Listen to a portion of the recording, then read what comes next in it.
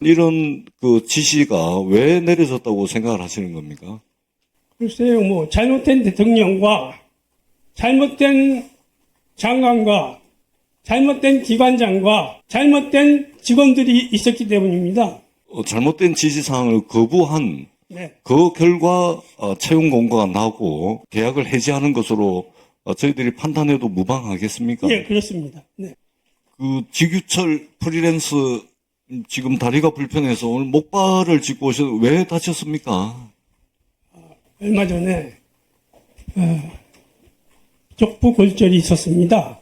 그래서 수술을 해서 요즘 목발을 짚고 있습니다. 예, 아마 뭐 이번 일을 통해서 마음의 상처도 있고 또 이 몸이 불편하신데도 불구하고 이렇게 나와주셔서 고맙다는 말씀을 드리도록 하겠습니다. 감사합니다. 그 지규철 프리랜서께 몇 가지만 좀 여쭤보도록 하겠습니다. 그 17년 근무하셨다고 그랬죠? 네네, 그렇습니다. 네, 그러면 17년 동안 요 자막 관련 일만 쭉 하셨던 주로 건가요? 그 일을 했습니다. 예. 그러면 지난 17년 사이에 네. 이 자막과 관련해가지고 이걸 넣어라 빼라 뭐 이런 그런 일이 있었습니까? 17년 동안? 가령 뭐 정책과 관련해서 뭔가 좀 소개해야 된다든지 이런 거는 뭐 이걸 좀 소개했으면 좋겠다든지 정부 정책 중에서 좀 강조해야 될 부분이 있다든지 이런 거는 뭐 있었습니다만 뭐 이런 식으로 빼라든지 이런 거는 없었습니다. 예. 그 잘 안 들리니까 마이크를 예. 예.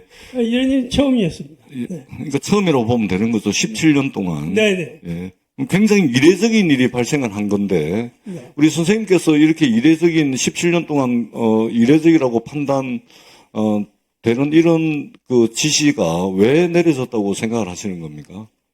글쎄요, 뭐 잘못된 대통령과 잘못된 장관과 잘못된 기관장과 잘못된 직원들이 있었기 때문입니다.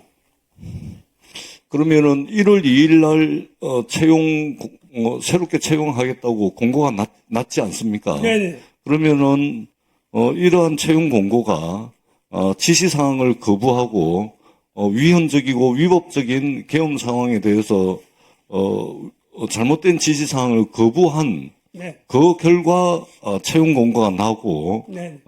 계약을 해지하는 것으로 저희들이 판단해도 무방하겠습니까? 예, 그렇습니다. 네. 원장님, 정책방송 원장님, 제가 볼 때는 예. 그 문체부든 정책방송원이든 간에 네. 위헌적이고 위법적인 이 계엄 상황에 대해서 적어도 손톱만큼 반성을 하시고 네.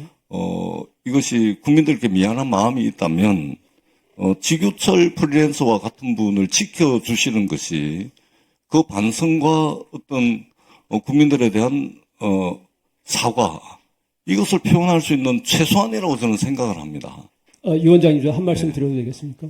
예, 말씀하시죠. 저희가 이 건 때문에 그 공고를 낸 게 아니고, 저희가 매년 새로운 시즌이 시작이 되면, 그때는 그 프리랜서 공고를 내고, 그리고 다시 계약을 하고, 이제 진행을 하는 그런 프로세스를 지금까지 쭉 진행을 했고, 16년 동안 그 프로세스 속에서 우리 지교철 선생님께서 일을 하신 걸로 저는 알고 그러면 있습니다. 16년 내내 1월 2일 날 채용 공고를 내고 다시 재계약을 하고 그거는 아니고요. 네. 이제 프로그램에 변동이 있을 경우에 그렇게 이제 저거를 내는 거죠. 근데 이번에 이제 저희가 그 프로그램에 약간 변동이 있는 게 프로그램 뭐 구성이라든가 이런. 네, 좋습니다.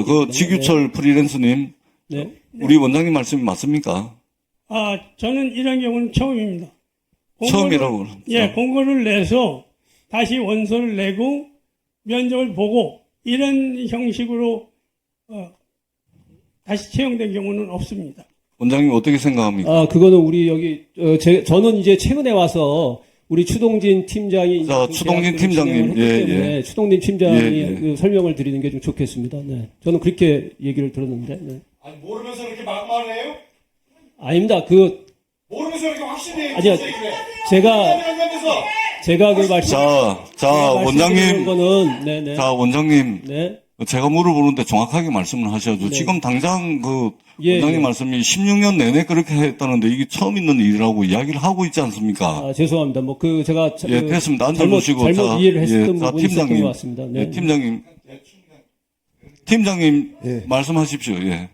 네, 존경하는 이견 의원님, 이몽경 의원님, 저희가, 요번 전에 그 개편할 때라든지, 그리고 이제 봄 개편, 보통 이제 방송국은 봄 개편, 가을 개편이 있습니다.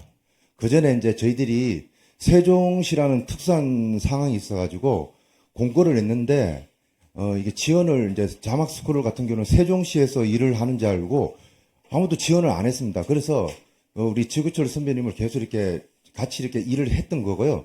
최근 이제 9월 달에도 이제 그 이력서를 이제 좀 보내줬으면 좋겠다라고 9월 달에도 개편이 있어가지고 보내달라고 했는데 그때 이력서는 지금 줄 수가 없으니까 지금 간단한 소개 양력해서 보내드리겠다 해가지고 그런 적이 있습니다. 이제 지규철 선배님이 얘기한 부분들은 일부 맞는 것도 있지만 저희들이 이제 거기서 이제 지원을 안 했기 때문에 계속 같이 일을 했던 겁니다. 그게 오해가 있었던 것 같습니다. 7년 동안 근무했으면 정규직하고 똑같은 거예요. 예, 맞습니다. 예, 예. 자, 예, 뉘앙스의 차이가 조금 있는데, 다시 한번 정책 방송 원장님. 자, 저렇게 한 적이 팀장님 없습니다. 앉아주시고요. 저렇게 자, 하면 안 원장님. 네. 윤석열 대통령이 내란 수계인지 아닌지는 우리 장관님 또 원장님께서 계속해서 그것은 이제 법적 판단을 받아봐야 된다라고 말씀을 하시는데, 좋습니다. 예, 그거는 일단 차치하고서라도 적어도 한국정책방송원이 이번에 윤석열 대통령의 위헌적이고 불법적인 계엄 상황, 비상계엄에 대해서 적절하지 못하다는 인식은 같이 동의를 하시는 거 아닙니까? 그것이 내란 수계든 아니든 간에 내란죄에 해당하든 안 하든 간에 위헌적이고 위법적인 것이라고 인정을 한다고 저는 생각을 합니다. 그렇다면 적어도 그것을 인정을 한다면 지규철 프리랜서에 대해서는 기존에 17년 동안 해왔던 그 통상적인 절차와 과정을 거쳐서 저분이 하시던 17년이나 하시던 그 일은 한국정책방송원에서 계속할 수 있도록 하는 것이 적어도 한국정책방송원 입장에서는 위헌적이고 위법적인 비상계엄에 대해서 잘못됐다라고 인정하는 단정이자 국민들에 대한 도리라고 생각합니다. 그런 차원에서 통상적인 절차와 과정에 따라서 이전에 해왔던 식으로 지규철 프리랜서가 하던 일을 못하게 된다든지 또는 여러 가지 의문점을 낳으면서 결국은 방송원을 떠나야 되는 이런 일은 있어서는 안 되지 않겠습니까? 만약에 그렇게 된다면 방송정책연구원의 어떤 진정성 이런 것들을 의심받을 수밖에 없습니다. 그래서 저희 문체위는 이것은 야당의 입장이 아닙니다. 문체위 입장에서 이 부분 저희가 그 결과를 유심히 지켜보겠다 이런 말씀을 드립니다. 네, 알겠습니다. 예, 이런 말씀을 유념을 하셔서 지규철 프리랜서의 명예에 또는 위헌적이고 위법적인 것에 저항했던 한 사람이 희생되지 않도록 원장님께서는 각별히 챙겨봐 주십사는 말씀을 드리도록 하겠습니다. 여러분들은 지금까지 이런 이슈들을 보게 되면 어떤 생각이 드셨나요? 제가 항상 여러분들께 뉴스만 평소에 잘 챙겨보셔도 돈이 된다. 돈을 벌 수 있다고 말씀을 드렸는데요. 그 이유는 제가 지난 5월 초에 여러분들께 뭐라고 말씀을 드렸죠? 지금은 정부가 주목하고 있는 K푸드에 관심을 가져야 한다. 뉴스만 보고 끝내지 마시고 투자 쪽으로 한번 생각해 보셔야 한다. 라고 말씀을 드렸습니다. 그리고 나서 이런 썸네일들을 뉴스를 통해서 많이 보셨을 텐데요. 이렇게 정부가 정책으로 밀어주는 산업이 이슈가 됐을 때 정보에 민감한 부자들은 어떻게 생각할까요? K푸드 관련주는 뭐가 있는지, 어떤 종목이 나에게 돈을 벌어다 줄 수 있는지를 생각한다고 말씀을 드렸죠? 그 이유가 뭐냐 하면 부자들이 봤을 때는 이슈가 곧 돈으로 이어지고 이런 이슈들이 돈을 벌어준다는 경험적 확신이 있기 때문에 부자들은 항상 이런 사회적 이슈들을 관심 있게 챙겨본다고 말씀을 드렸습니다. 실제로 제가 지난번에 시청자분들과 함께하는 주식으로 수익 내기 이벤트를 진행했었는데요. 당연히 100% 무료로 진행했고 여기 보시면 저한테 구독이라고 문자 남겨주신 모든 시청자분들께 이렇게 K푸드 관련주 중에 가장 급등할 확률이 높은 한성기업 딱 한 종목을 여러분들에게 추천을 드렸어요. 그러면서 여기 나와 있는 대로 정확하게 얼마에 사야 하는지, 그리고 어느 정도 올랐을 때 팔아야 하는지 이런 부분들까지 자세하게 알려드렸었는데 결과가 어떻게 되었죠? 오른쪽을 보시면 아시겠지만 제가 5월 2일에 문자로 이 한성기업을 소개해드리고 나서 주가가 이렇게 2배 넘게 급등이 나왔다. 그래서 당시에도 굉장히 많은 분들이 제가 드린 한성기업으로 수익을 내셨을 텐데요. 다시 한번 축하드린다고 말씀을 드리고 이번에도 마찬가지입니다. 최근에 정부가 집중적으로 밀고 있는 산업이 해외 건설 시장이고 그 중에서도 K신도시에 대한 관심도가 계속해서 높아지고 있기 때문에 관련 종목들이 부각받을 수밖에 없다. 그 중에서도 정부가 가장 핵심적으로 밀어줄 것으로 예상되는 K신도시 대장주 한 종목에 돈이 몰릴 것이다. 당연히 우리가 이쪽으로 생각해야 한다는 겁니다. 그래서 이번에도 지난번과 똑같이 저에게 신청이라고 문자 보내주시면 정부가 강력하게 추진할 것으로 예상되는 K신도시 정책주 중에 앞으로 대장주 역할을 하면서 주가가 가장 크게 급등할 한 종목을 구독자분들에게 문자로 종목명과 사고 파는 시점을 모두 알려드리겠습니다. 그래서 여러분들이 주식으로 돈 버는 연습을 한번 해보시라 이렇게 말씀을 드리고 지금 이 영상을 보시는 시청자분들 중에 나도 이번 종목이 궁금하다 하시는 분들은 누구나 상관없이 그리고 어느 시간대나 상관없이 부담 없이 이렇게 상단에 제 번호를 항상 남겨놓고 있습니다.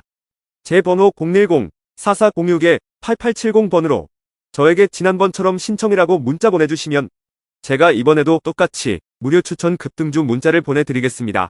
이해되시죠? 그래서 제 번호 010-4406-8870번으로 신청이라고 문자 보내주시면 여러분들이 직접 이슈를 통해서 돈 버는 연습을 해보실 수가 있는 거고 제가 돈을 받는 것도 아니고 투자를 대신해드리는 것도 아니기 때문에 부담 없이 신청해주시면 되는 겁니다. 그리고 수익이 나면 저는 다른 것은 바라지 않습니다. 제 채널에 구독, 좋아요 한 번씩만 눌러주시면 감사하겠습니다.